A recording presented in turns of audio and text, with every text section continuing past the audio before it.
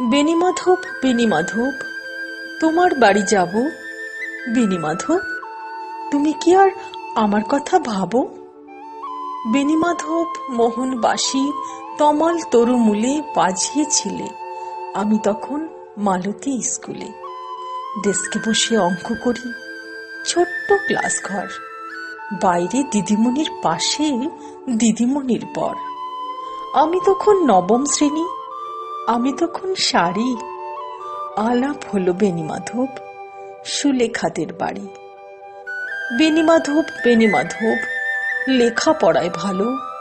শহর থেকে বেড়াতে এলে আমার রং কালো। তোমায় দেখে এক দৌড়ে পালিয়ে গেছি ঘরে। বেণীমাধব, আমার বাবা দোকানে কাজ করে। কুঞ্চে অলি কুঞ্চে তবু ফুটেছে মঞ্জুরি। সন্ধেবেলা পড়তে বসে অঙ্কে ভুল করি। আমি তখন নবম শ্রেণী, আমি তখন 16। ব্রিজের ধারে বেণীমাধব, লুকিয়ে দেখা হলো।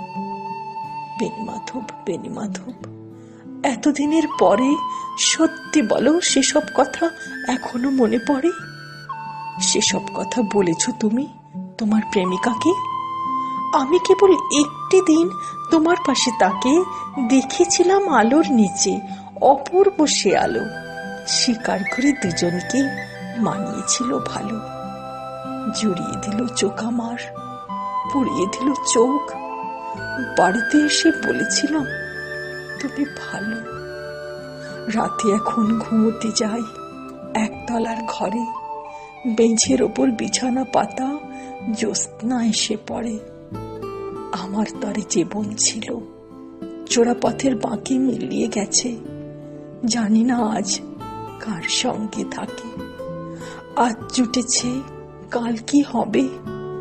কালের ঘরে শনি, আমি এখন এই পাড়ায় সেলাই দিদিমণি।